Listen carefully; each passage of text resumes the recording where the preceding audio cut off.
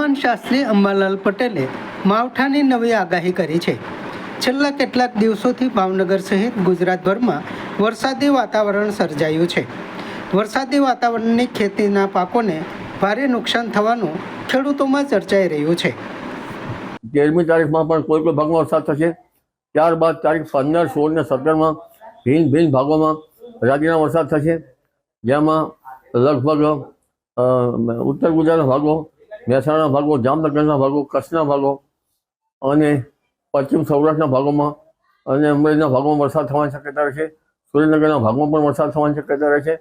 પરંતુ ઉલ્લેખનીય છે કે તારીખ 17થી ગરમી વધશે અને મહત્તમ તાપમાન કોઈ ભાગમાં 39 ડિગ્રી કે 40 ડિગ્રી સેલ્સિયસ જેવું થવાની શક્યતા રહેશે, જેમાં મધ્ય ગુજરાતના ભાગોમાં મહત્તમ તાપમાન લગભગ 39-40 ડિગ્રી સેલ્સિયસ જેવું રહેવાની શક્યતા રહેશે।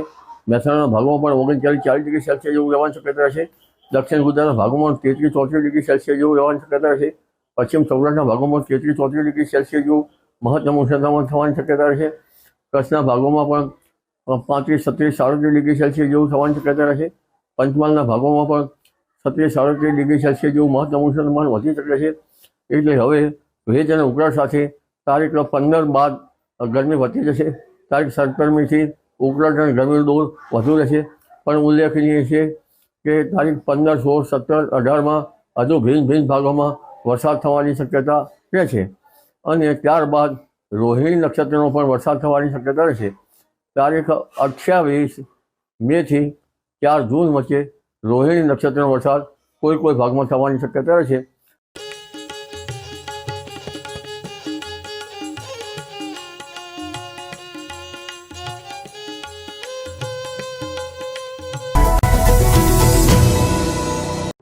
સમાજ માટે, સત્ય માટે, સત્યપૂર્ણ સમાચાર પ્રસારણ આપના મોબાઈલ પર તરત જ લાઈક કરો, શેર કરો અને સબસ્ક્રાઈબ પણ કરો અને હા, ઘંટડી વગાડવાનું ન ભૂલશો। આભાર। સમાજ માટે સત્ય સાથે સત્યપૂર્ણ અહેવાલ, સમાચાર તથા જાહેરાત પ્રસારિત કરવા સંપર્ક સાધો। સત્યપુંજ સમાચાર પ્રસારણ, લબ્ધિ કોમ્પ્લેક્સ, તાલુકા પંચાયત સામે, સિહોર।